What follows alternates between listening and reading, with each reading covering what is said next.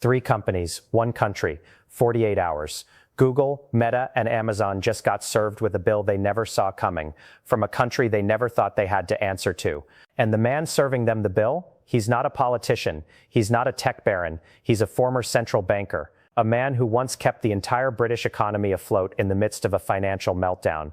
And right now, he's making the most powerful tech companies on the planet grovel. So stick with me, because in the next few minutes, your understanding of the internet and how it actually works is going to be blown to smithereens. For 25 years, American tech giants had a deal. They would put their servers in Canada. They would harvest the data of 38 million Canadians.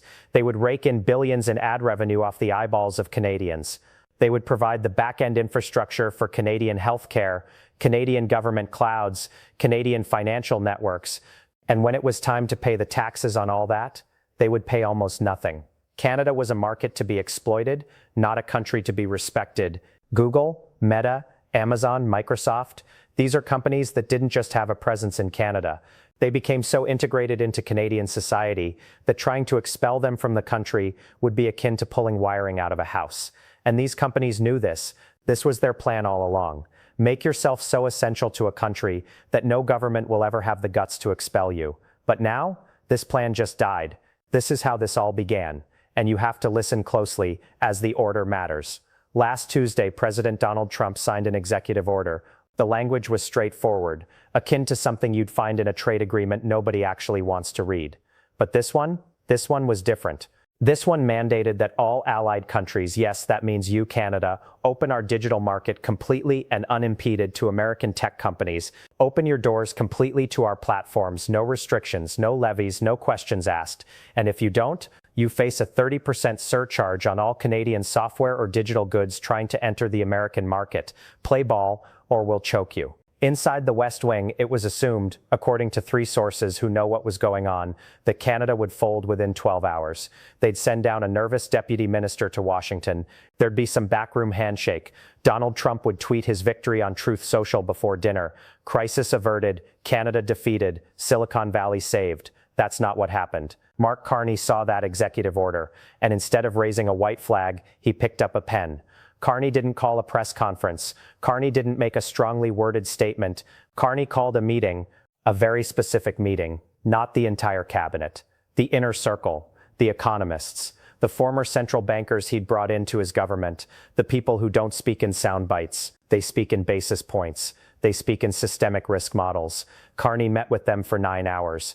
And when Carney walked out of that room, he didn't look like he'd been up all night fighting fires. He looked like he'd just built something. He walked up to the podium, he explained it all, and then suddenly the room, and then very quickly, the entire internet went completely silent. What he's introduced is called the Canadian Digital Sovereignty Act, and it has 3 blades.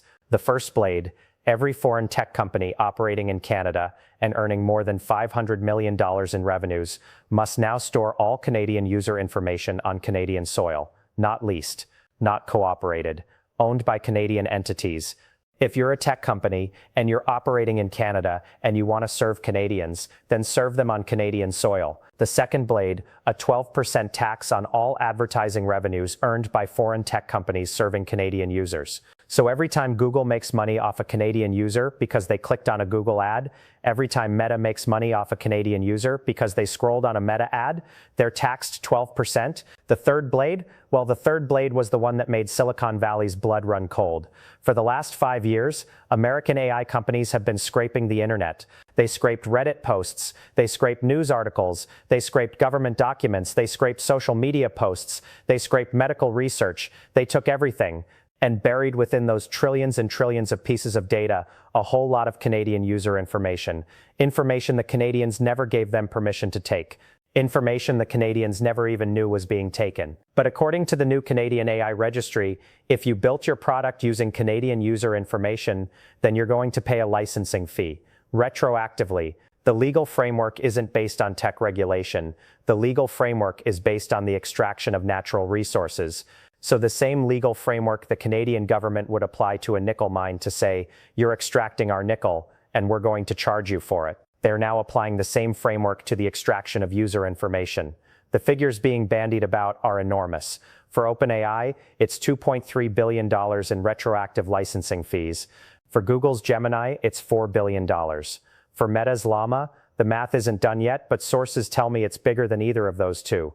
The room didn't erupt, it just went silent. Then the internet exploded.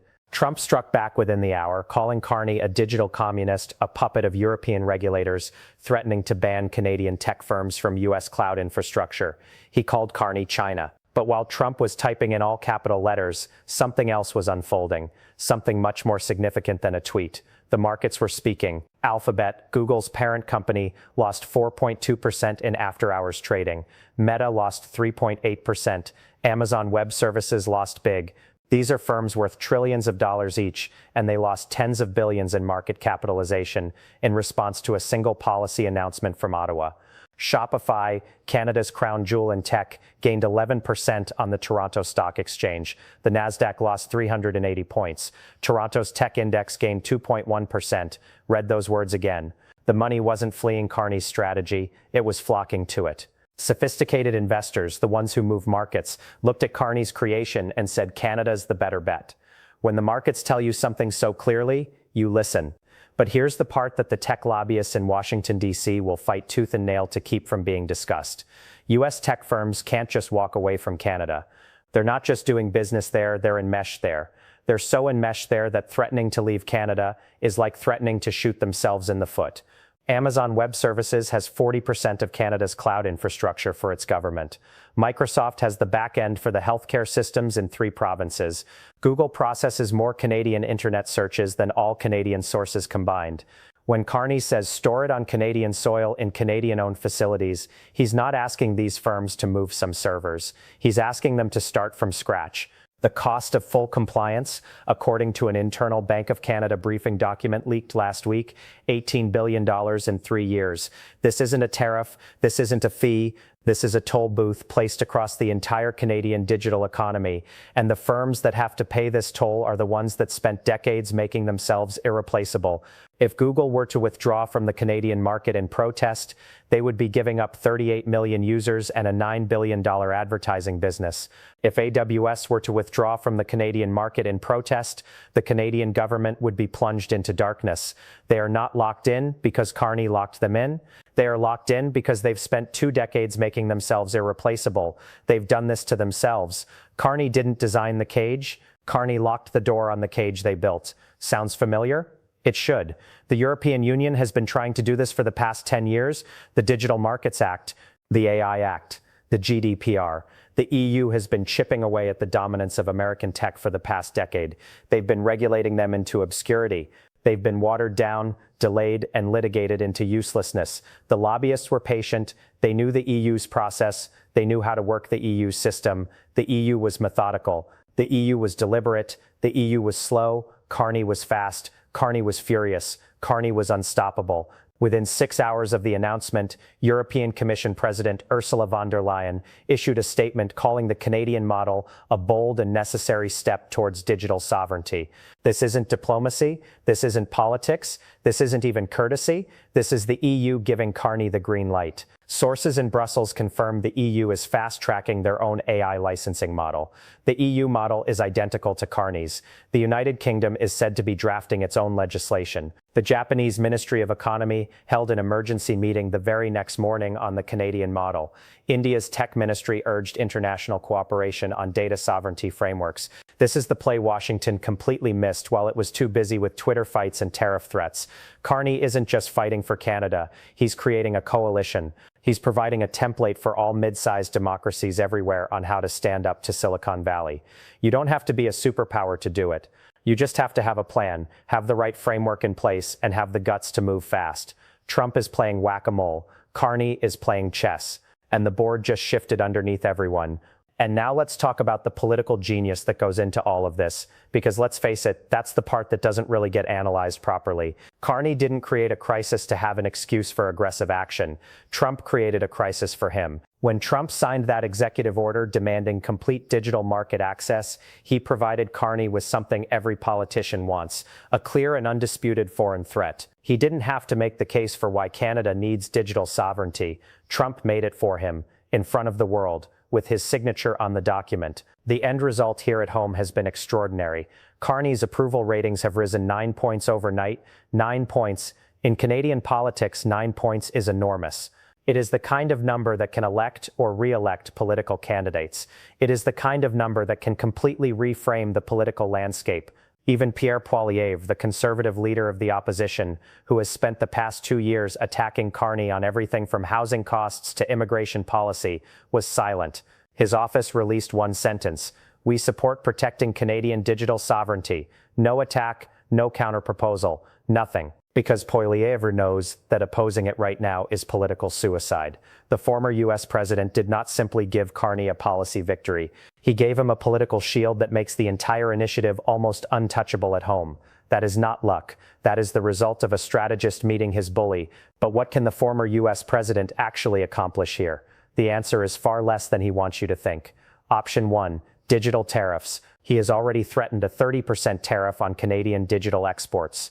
But the digital exports from Canada to the United States total $12 billion. The digital exports from the United States to Canada, they top $48 billion. A digital trade war hurts the United States 4 times more than it hurts the Canadians. The math isn't on Trump's side. Option 2, cut the Canadians off from the United States cloud infrastructure. Tell AWS, Microsoft Azure, Google Cloud, and the rest to cut off the Canadians. But this would mean cutting off every American company operating in Canada, every bank in the United States with operations in Canada, every manufacturer in the United States with operations in Canada, every research organization in the United States collaborating with a Canadian research organization. You cannot cut off the digital economy without cutting off your own. It's not a scalpel, it's a chainsaw. Option 3, the nuclear option. Take away Canada's membership in the Five Eyes intelligence sharing group with the US, the UK, Australia, and New Zealand. Apparently, Trump has floated this option in private. The Pentagon and NSA appear appalled at the mere suggestion. Canada monitors the Arctic. Canada is providing the US with vital signals intelligence that the US needs. Taking away Canada's membership in the Five Eyes group over a dispute about taxes on data usage is the equivalent of shooting yourself in the foot to win the race. Trump holds the upper hand. Every lever he pulls is matched by one that pulls back with equal force in his own direction.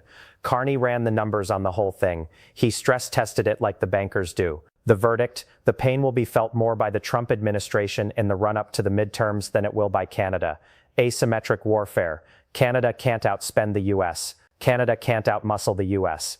Carney isn't trying to outspend the US or outmuscle the US. Carney is trying to make the war not worth fighting. So what does this mean in terms of what happens next? Well, at the moment, I think there are 3 possibilities. One is that the Americans simply comply, they adjust quietly, build their Canadian data centers, pay the tax, license their AI software, and view this as just another cost of operating in a rich G7 country. This is what I think is the most logical long-term outcome. People don't fight for flags, they fight for profit. Another possibility is an escalation cycle. Trump imposes tariffs, Carney retaliates, the EU formally joins the alliance, and before long, the US is fighting a digital trade war on 3 fronts at once. Tech stocks go into a permanent decline. Congress, under pressure from the very same corporations who bankroll their campaigns, is forced to negotiate a ceasefire. This is a bad, costly, but entirely conceivable scenario. The third option is fracture. The global internet divides into 2 or more opposing blocks. A US-led digital economy on one side, a sovereignty-led digital economy on the other, with Canada, Europe, and the global south at its helm. Data no longer flows freely across borders. AI development goes in 2 directions, directions that will not interoperate. The global tech economy, which has created trillions of dollars in mutual wealth over the past 2 decades, begins its permanent fragmentation. 6 months ago, this scenario would have been unthinkable. Now it is being modeled in offices on 4 continents. My 2 cents? We are living in the second scenario, hurtling toward the third. And the only force that can arrest the hurtling, the only force is a Trump administration with the capacity to back down, something it has shown 0 signs of being able to do throughout its history. Here is what I want you to do with this video. For 25 years, the worldwide internet functioned as an American product. American corporations made it. American rules governed it. American servers stored the world's data. American platforms defined what billions of people saw, read, believed, and shared. It was an empire. An empire not of conquest, but of algorithms and server farms and terms of service that nobody reads. But that empire is ending. What Mark Carney just did is to demonstrate something that is genuinely historic, that a Western liberal democracy, not China, not Russia, can assert its own sovereignty over its own digital economy without shutting off the internet, without building a great firewall, and without becoming an authoritarian state. He has given the world a third way, not the American way, where corporations are in control and answer to no one but their shareholders, not the Chinese way, where the government is in control and sees everything. A middle way, where countries own their own data, their own citizens own their own information, and the internet is open, and the world is watching. And so, if we succeed in forcing the American technology titans to comply without tanking our own economy, every middle-sized democracy on the face of the earth is going to follow our model. Australia, South Korea, Brazil, India, the entire global South, all the countries on the planet who have spent the last 2 decades feeling steamrolled by Silicon Valley, unable to do anything about it, are watching us right now, wondering, can we too? The American technology empire was not challenged by another superpower. It was challenged by a Canadian economist with a spreadsheet and a 9-hour meeting. Trump wanted to bully us into submission, and what he did was give us the world the crisis we need, the justification we need for exactly the kind of action that is going to force the American technology titans to change their business model, the change that is going to cost them their most valuable asset, the assumption that the rules will never change. The rules have changed. The world order is fracturing, and Canada has just struck the hammer blow. The debate now is not whether this will reshape the world of tech. It will. The debate is now whether this will be done by agreement or by annihilation. Are you a Carney defender, or has he set a fire that nobody knows how to stop? I read all the comments. I want to hear yours. Subscribe and hit that notification bell, because when governments begin to react to what has happened this week in Ottawa, you're going to want to be the person who already understands it. History is no longer unfolding quickly. History is unfolding at the speed of data. Don't blink.